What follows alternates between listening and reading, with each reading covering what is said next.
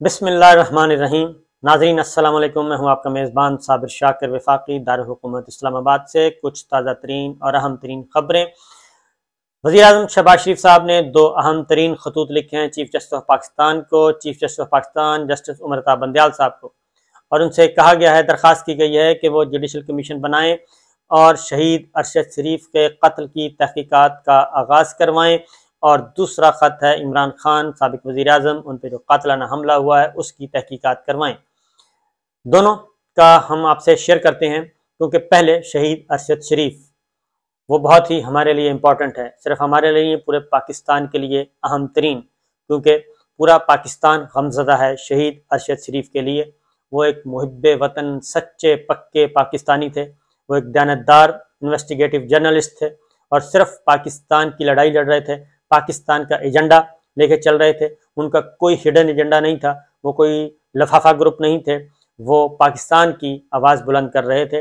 लेकिन उनको केनिया में कत्ल कर दिया गया और अब बाकायदा तौर पे जो तहकीकाती रिपोर्ट आ चुकी है उसमें वज़ीर दाखिला राना सनाउल्लाह साहब इस बात को अनाउंस कर चुके हैं कि अरशद शरीफ का कत्ल टारगेट किलिंग थी, उनको निशाना मारा गया, उनको तलाश करके मारा गया और उसमें सारी चीज़ें सामने आ चुकी हैं कि कैसे वाक़या हुआ।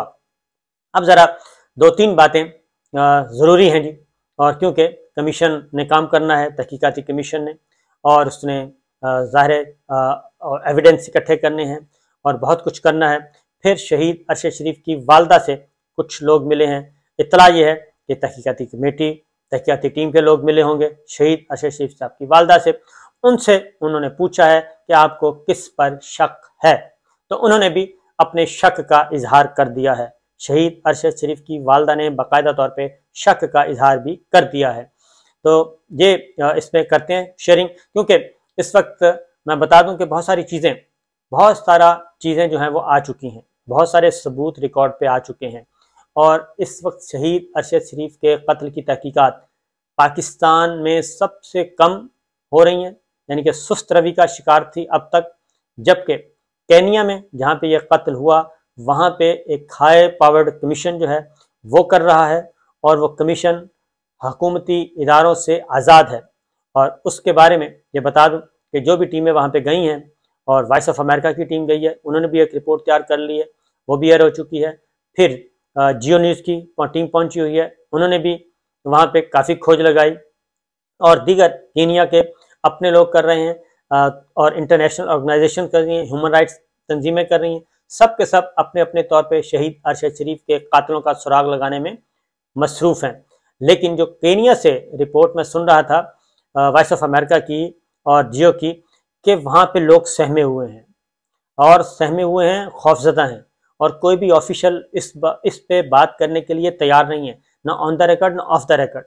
वो उससे दूर रहते हैं, इस मौजू से दूर भागते हैं कि ये सब कुछ क्या है। अलबत्ता बंद कमरे में बहुत ही खामोशी से सीक्रेटली इन्वेस्टिगेशन हो रही हैं। बहुत सारी चीज़ें जो हैं जो शहीद अरशद शरीफ के फ़ोन लैपटॉप की तरह अभी तक नहीं पता, कुछ चीज़ें मिली हैं, कुछ चीज़ें नहीं मिली। फिर जो सबसे अहम सवाल है कि शहीद अरशद शरीफ का फ़ोन, शहीद अरशद शरीफ का फ़ोन इस कत्ल से, इस वारदात से चंद घंटे पहले पावर ऑफ हो गया था और वो बंद कर दिया गया था। ये भी एक मुहिम्मा है, क्योंकि एक गुफ्तगू हुई सेनेटर अनवर बेग साहब से। शहीद अरशद शरीफ की आखिरी कॉल जो है वो सेनेटर अनवर बेग साहब से हुई और वो फ़ोन कर रहे थे। उसी फ़ोन के दौरान ही शहीद अरशद शरीफ ने कहा कि मैं आपको ठहर के करता हूँ। फिर उन्होंने मैसेज किया, कॉल आई, उन्होंने कहा जी मैं आपको 3 घंटे बाद कॉल करूँगा। और उसके बाद अनवर बेग साहब कहते हैं कि मुझे थोड़ा सा मैं अपसेट हुआ कि ये शहीद अरशद शरीफ का स्टाइल नहीं है, अरशद शरीफ इस तरह से करता नहीं है। उन्होंने मैसेज छोड़ा कि खैरियत है, लेकिन वो सिंगल क्लिक है आज तक, और उसके चंद घंटों के बाद ये खबर आ गई कि अरशद शरीफ साहब को शहीद कर दिया गया है, कत्ल कर दिया गया है। इब्तदा में जो स्टोरी घड़ी गई, जिस तरीके से घड़ी गई, वो सारी की सारी फ्लॉप हो गई। इस तहकीकात के नतीजे में पुलिस, केनिया की पुलिस झूठ बोल रही थी, वो सामने आ गया है। अब वो कौन था, वो कैसे हुआ, ये सब कुछ अब सवालात उठ रहे हैं। पहले तो इब्तदा कहाँ से होगी, क्योंकि सवालात किए जा रहे हैं। पहले तो ये मलबा डालने की कोशिश की गई کہ جی تحقیقات کروائی جائیں سلمان اقبال صاحب کو لا کے، اور وہ ڈکٹیشن دی گئی، باقاعدہ طور پہ ڈکٹیٹ کیا گیا، پوری دنیا کے سامنے بیٹھ کے ڈکٹیٹ کیا گیا اور کہا گیا کہ جی ان کی آپ لے لیں۔ ٹیم گئی ہے وہاں پہ، GIT گئی ہے کینیا، وہاں سے وہ ساری اپنی رپورٹس لے کے آئی ہے، اور خرم اور وقار کے بارے میں کہا گیا کہ جی پاکستان کے حوالے کیے جائیں، نمبر 1۔ نمبر 2، اب دوسری ٹیم ایک شاید وہی ٹیم جا رہی ہے UAE، کہ وہاں پہ جا کے حالات و واقعات کا جائزہ لیا جائے، کچھ وہاں سے چیزیں مل جائیں تو وہاں جائے گی، یہ دوسری ہو گئی۔ ساتھ ہی کمیشن ترتیب دے دیا گیا۔ اب جو صورتحال میں آپ کو بتا رہا ہوں ذرا سن لیں کہ وہ ضروری ہے، کہ یہ بار بار سوال کیا جاتا ہے کیونکہ یہ ایک کامن سی باتیں تھیں، دنیا جانتی تھی اور سب جانتے تھے کہ شہید ارشد شریف جو ہیں اس رات آنن فانن کیسے ان کو جانا پڑا اسلام آباد سے پشاور، اور پشاور سے دبئی تک وہ پہنچ گئے۔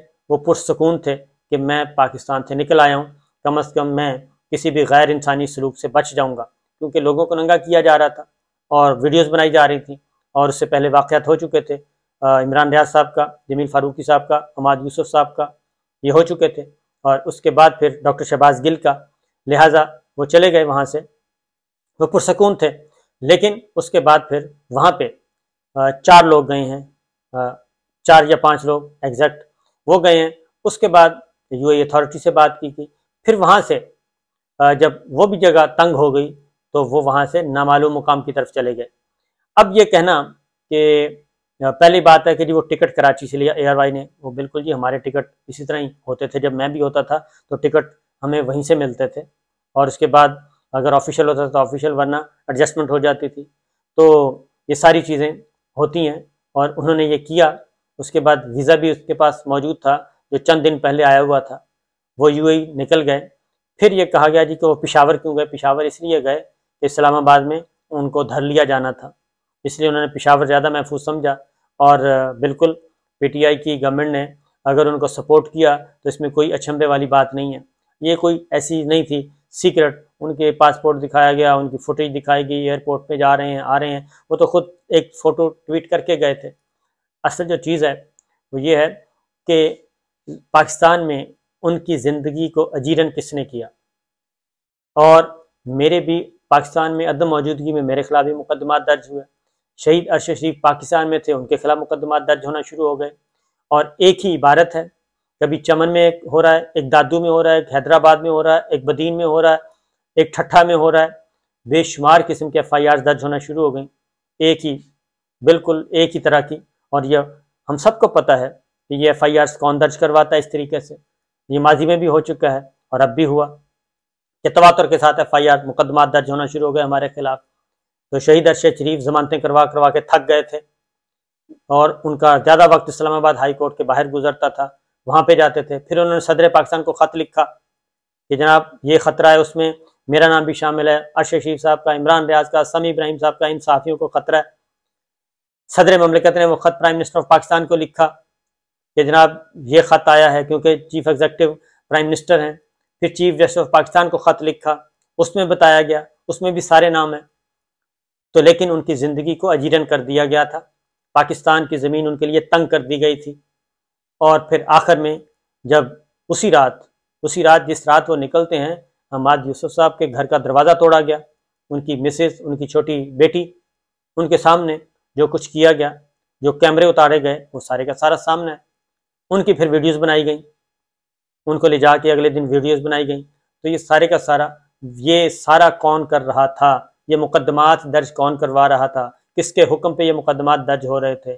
تمام دور و طول و عرض وہ لوگ جو ہمیں جانتے نہیں تھے، ہماری شکل تک نہیں دیکھی تھی، شہید ارشد شریف کی شکل تک نہیں دیکھی تھی، ان کے مقدمات وہ مدعی بن رہے ہیں۔ اور پھر انہوں نے کہا بھی کہ یہ ساری FIRs لے کے آئیں، اسلام آباد ہائی کورٹ نے آرڈر کیا ہوا تھا۔ تو یہ ساری کی سارے جو چیزیں ہیں یہ ریکارڈ پر ہیں، اور انویسٹیگیشن سٹارٹ ہوگی تو مزید ریکارڈ پہ آ جائیں گی، اور یہ ہے وہاں کی صورتحال۔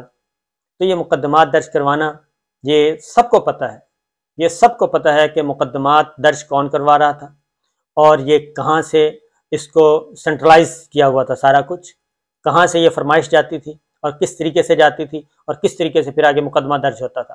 آنن فانن FIRs درج ہو رہی تھیں۔